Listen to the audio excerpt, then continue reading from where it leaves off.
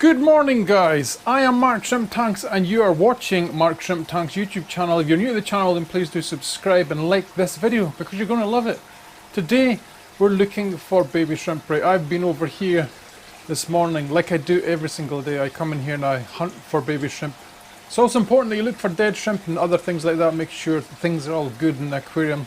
The little tank over here has had some babies, right, so we are going to have a look at that today. If you're wondering why I'm speaking like this, it's because this little camera here is switching off all the time because of my Scottish accent. Okay guys, so bear in mind, right, when we look at this tank, that the babies are teeny. They are roughly 1 mil in size, right, so I can barely see them with my eyes, right, which makes them very, very hard to film, right. I'll do my best.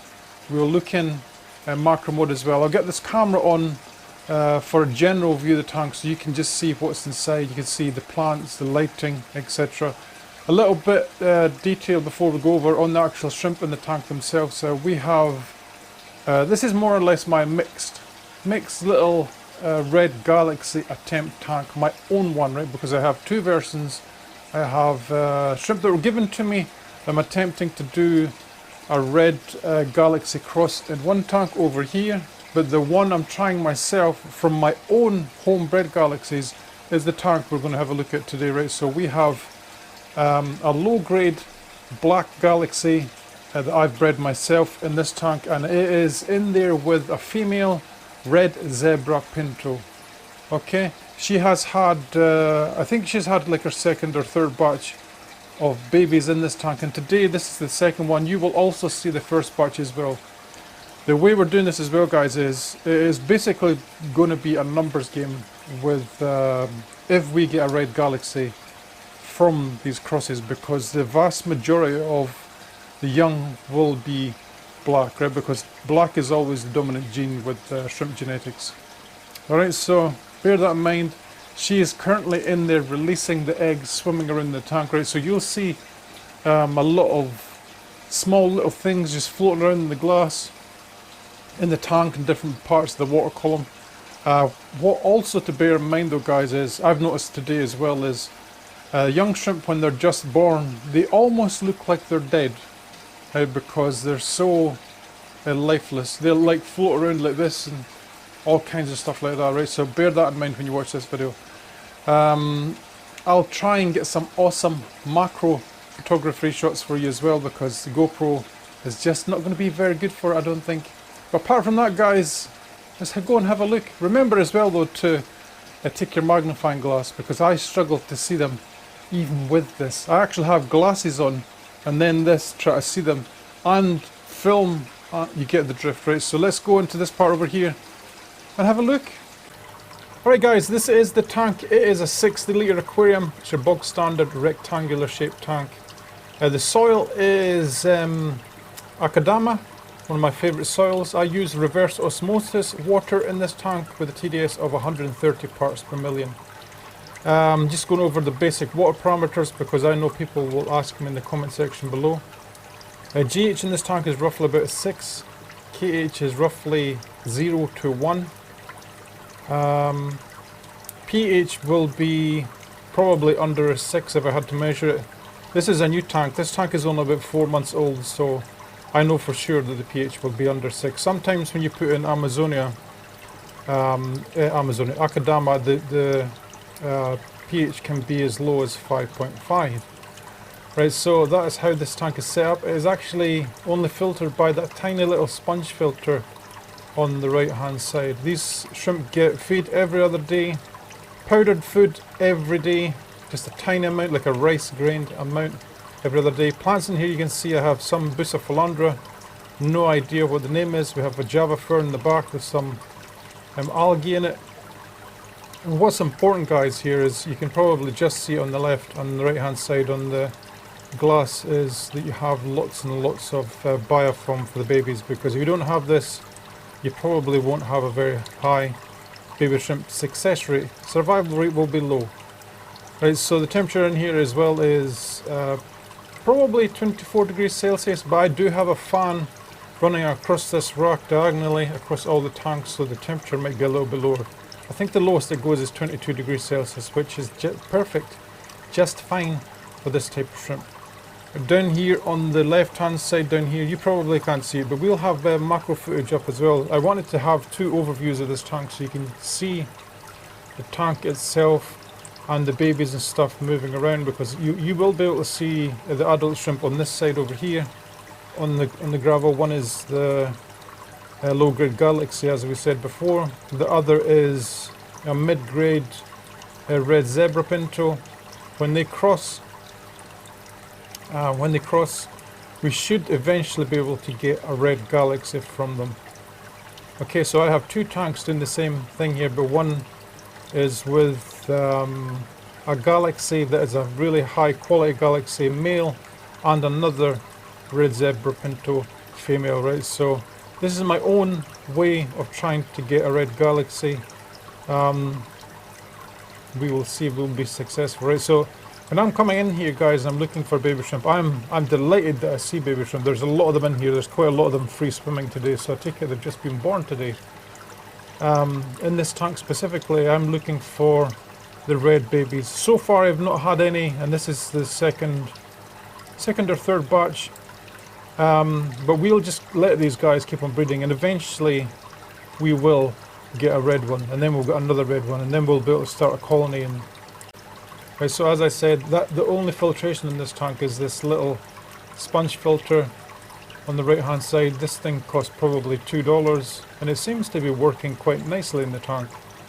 That's all you need probably in a little tank this size, right? So as I said before, I think I said I give this tank 25% water change a week. I use quite a few different bacterias with my water. The one I'm using right now is Vin's Storm Range. You can Google that. This video is not going to be about that though. The other things I use are, as I said, reverse osmosis water. I use GH buffer. The actual type I use is a brand called Norak. It's a Norwegian company, just your basic GH buffer. And that's basically it, guys. I have some Indian almond leaves in here, some alder cones. There is, of course, some sawasartang here as well. And the thing that we're really looking for in here today, guys, is just babies. Not really the tank setup, but just baby shrimp, because that's what I love looking for. You guys are actually in the corner next to the Indian almond tree that I have here, and it's very, very hard for me to film, right? So you can see another baby shrimp here floating around, another one there, another one here. There's quite a few of them on the Indian almond leaf as well. With this type of tank, guys, it's important that when you set it up that you cycle it properly, because if you try and add shrimp to this too soon, just say for example you add shrimp to it after a month, this type of tank leaches ammonia. That I know for sure because I've tested it. This tank specifically, right now, this tank is about 4 months old. It has no ammonia anymore, no readable ammonia on test kits. I use the API test kits. But the tank next door, right next door to it, is less than 3 weeks old, and it does have an ammonia reading, right? So that is one thing that we can say for sure about Akadama, is that it does give out a little bit of ammonia in the beginning. The other good thing as well, guys, is this tank has a nitrate reading, which I think is important in a shrimp tank, right? Any tank that doesn't have a nitrate reading, you're probably going to struggle for microfauna in the tank, you're going to struggle for biofilm, and you'll just see, in general, you'll see a lack of life in the tank, right? So I think a nitrate is quite important in a tank. The tank next door, again, I tested it last week, and it had 5 parts per million. Again, it is a new tank. This tank also has a nitrate reading, but it's on the low end where I can tell it has a nitrate reading, but I couldn't give you a number. It will be under 5 parts per million, I know that for sure. When I test in the test kit, I can see there is a color difference in the water, and I know for sure, guys, that it isn't just the test kit, because I test my reverse osmosis water as well, and the color is different. If any of you guys use the API test kits, if you test your reverse osmosis water, it can give you a good color to go by in the beginning to see if there's a difference in your tanks. Alright, because when you do your reverse osmosis water test with the API test kit, make sure you use a buffer as well. The nitrate reading it should be 0, right? If your reverse osmosis kit is working properly, it should be 0. And when you do your test, your water color will be yellow. And when you do your test, the water will be, the color will be yellow. But if you have a nitrate reading in the tank, it will start to change color. I think it goes up to like a orangey reddish color. Right, so there is a visible difference. All right, you need nitrates in the tank for the tank to do well. That is my opinion. I've thought this for a long time, but I've just never really talked about it in detail on camera before. The baby shrimp just there. I'm pointing at the shrimp guys just to see if you guys can spot them. Let me know in the comment section below as well if you can actually see the shrimp swimming around or not. Now the girl is right down in this corner, so we have our trusty old macro camera here. I've set it up for some macro images. I'm going to actually record as I'm talking here, guys. Oh, this is such a good picture because she is releasing the eggs. You will see that what that noise means there, guys, is I'm actually filming. You will see her releasing her eggs, or releasing the babies actually. But you know what's strange is there's actually loads of babies swimming around in the tank, and she still has a good amount of eggs on her belly. Please don't turn around. Get back. Why did she do that? That was an awesome shot. She might turn around again, giving us a view from the other side, I think. Come on. Right, so we have tons and tons of babies in here. I was actually a little bit... I was questioning myself a little bit earlier on as to whether this was actually the one that's giving out all the babies, but it can only be her. She's the only girl in the tank that's of the breeding age. But isn't she absolutely gorgeous, guys? Let's see. She is absolutely gorgeous. You just saw a little baby fly past her. Did you see it? She might have actually released that one. I'm actually having to manually move the camera backwards and forwards to try and get a good focus on this. I can do it with the camera, but when I do it with the camera, the focus goes out of focus too bad, too fast.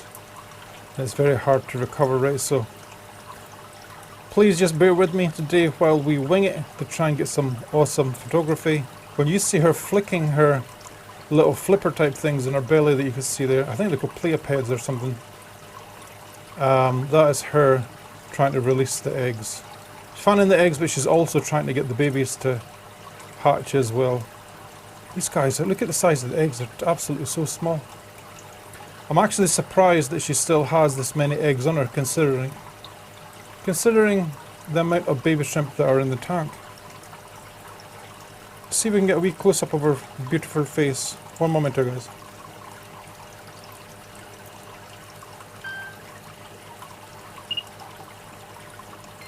There you go. I thought I'd just refocus. Isn't she amazing? You can see the eggs. Wouldn't it be awesome? You can see an egg there that's kind of an odd shape right in the center of the screen.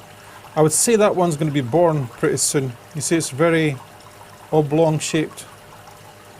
It looks like it's going to be born very, very soon.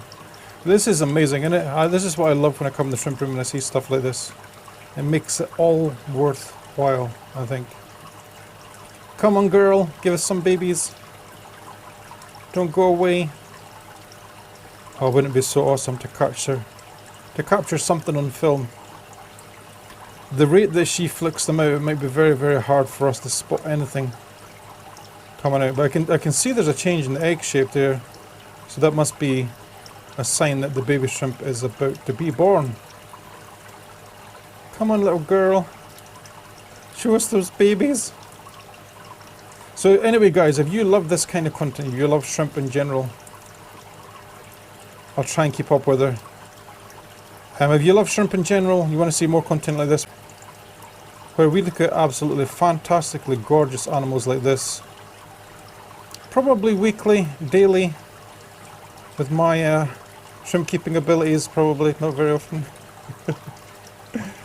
then please do subscribe, hit the bell icon, like the video, comment as much as you can, okay, because that sends out all the positive signs to YouTube that you guys like my content, right? Now, the more you guys do stuff like that, the more they will promote me properly. That's quite important. I'm going to angle the camera just a little bit. There you go. She's actually cooperating very, very good here. Let's see if I can just back off just a wee bit. I don't know if I'm fully zoomed in. Let's actually get a nice little picture of her head. Oh, isn't that cool? See the rostrum between her eyes? No! Let's back it again. She says, no, don't take a picture. We might have to stop the camera and refocus.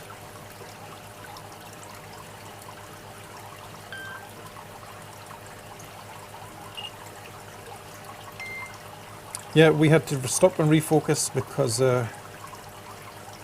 what is that there? What's that right underneath there? I can't tell. I think it was just her leg. Come on, girl, give us a baby for the camera. It probably won't happen.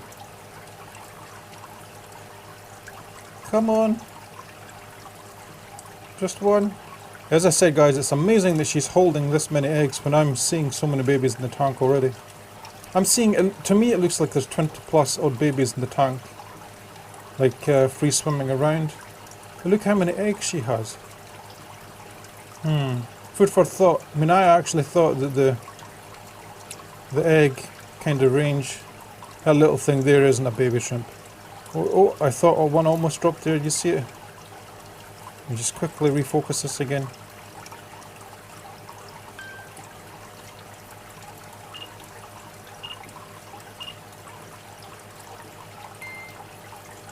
I'm trying to do my best here, guys, to refocus this. The camera actually wants to focus on other things rather than the eggs. Yeah, I was saying the little thing at the back, behind her tail over here, this is just a little copepod, I think. It's not a baby shrimp. Baby shrimp are a wee bit bigger than that. It would be nice to get some action, but it's probably not going to happen. But I'll keep on filming, you never know. We might get one drop. When she flicks them like that though, guys, it will be a case of the shrimplet will be almost blasted at the back of her.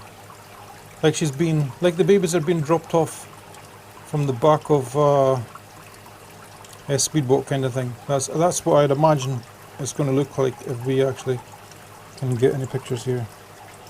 I wish the image was just a little bit more in focus, so let me see. I think it may be because we have a little bit, there's a little bit algae on the glass. It's wanting the thing to go to focus. Come on, there's the perfect shot. Just get off me, you little bastard. Oh, can't say that, can't say that. I didn't say the full word, I didn't swear. Come on, if she sat there now and I stopped and refocused. Yep, the GoPro switched itself off. Come on, she's teasing us now, I think, guys. She's teasing us. Look at that picture. She's teasing us. I'm probably not going to be able to capture anything here today, I don't think. But anyway, guys, if you've enjoyed today's video and you found it useful, then please do like and subscribe, right? And we'll catch you all in the next one. Thank you for watching, guys. Hope you've enjoyed it today. Love you, Shrimp Farm. Catch you in the next one.